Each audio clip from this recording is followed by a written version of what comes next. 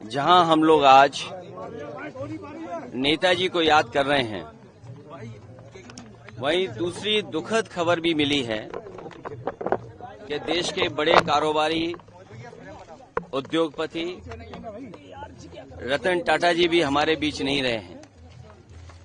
एक ऐसे उद्योगपति जिन्होंने अपना और उस समूह ने देश की अर्थव्यवस्था में बहुत बड़ा योगदान दिया है।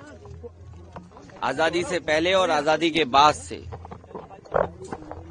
टाटा समूह ने बहुत बड़ा देश की आर्थिक स्थिति को सुधारने में और आर्थिक तरक्की के लिए बड़ा योगदान किया है।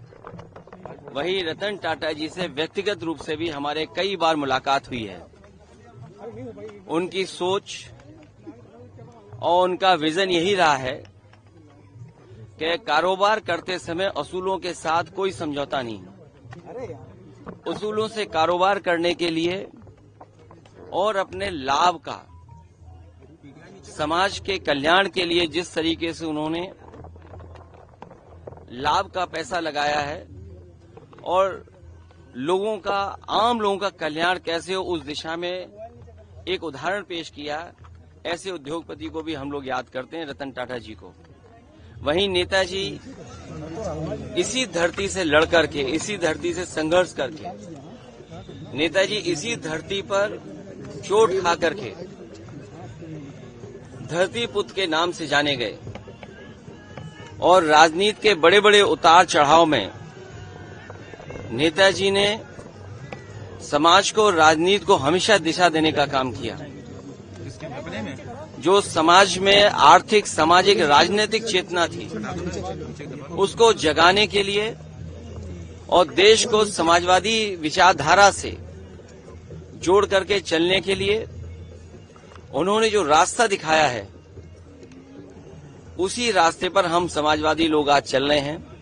और आज के दिन जब नेताजी को हम लोग याद कर रहे हैं तो संकल्प लेते हैं कि समाजवादी मूल्यों को और समाजवादी सिद्धांतों को और बढ़ा करके लोगों के जीवन में कैसे बदलाव आए। नेताजी ने पूरा जीवन अपना संघर्ष इसी में निकाल दिया कि नेताजी के साथ साथ उनके लोगों का भी जीवन बदले, समाज में नई दिशा में गैर बराबरी के खिलाफ और जिन्हें कभी सम्मान समाज में नहीं मिला था, उनको सम्मान दिलाने के लिए नेताजी ने पूरा जीवन लगा दिया। वही हमारे अस्तित्व भी है और उन्हीं के रास्ते पे चल करके इस समाजवादी सिद्धांत को और मजबूत बनाने का काम हम लोग करेंगे।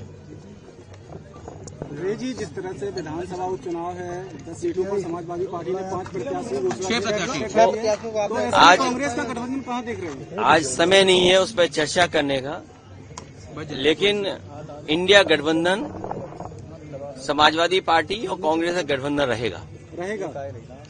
सर, हरियाणा इलेक्शंस को कैसे देखते हैं? हरियाणा कश्मीर में अब उस पर चर्चा अभी न की जाए तो ठीक है, लेकिन जब कभी मौका दूसरी बार मिलेगा तो मुलाकात में हम लोग चर्चा करेंगे। मलकीपुर विधानसभा पे क्या मानते हैं, इस बात की जरूरी? देखिए, आज केवल 2 बातें मैंने कही है, उसी पर बात रखें। बहुत धन्यवाद। आज नेताजी की दूसरी पुण्यतिथि में सम्मिलित हुए हैं और हम सब नेताजी को याद करते हुए आज उन्हें नमन भी करते हैं। और जो आदर्श और जो रास्ता नेताजी ने दिखाया है, आज मैं समझती हूँ हम सबको एक तरह का उन आदर्शों पे चलने का एक शक्ति मिल रही है। और मुझे पूरा विश्वास है कि नेताजी का आशीर्वाद हमेशा सभी समाजवादी पार्टी के कार्यकर्ताओं के साथ रहेगा। भैया, आज नेताजी की दूसरी पुण्यतिथि है, क्या कहेंगे, कैसे याद कर रहे हैं आप? ये नेताजी तो आज देश के लोग आज उन्हें याद कर रहे हैं और उन्होंने जो काम समाज के लिए, देश के लिए किए, जो फैसले उन्होंने लिए, मैं समझता हूँ गांव, गरीब के लोग, किसान, महिलाएं, नौजवानों के लिए जिस तरीके से उन्होंने आवाज़ उठाई और जो लोग पिछड़े हुए थे, जो लोग मुख्य धारा से दूर थे, उनको राजनीति में लाने का काम किया, जिसको लोग आज भी याद करते हैं। और आज सभी लोग उनको याद कर रहे हैं और उनका आशीर्वाद उन लोगों के साथ हमेशा रहेगा। और जो उनकी सोच थी, जो उनका विजन था, उस पर भैया, करहल विधानसभा सीट से भी आपको उतारा है, किस तरीके से?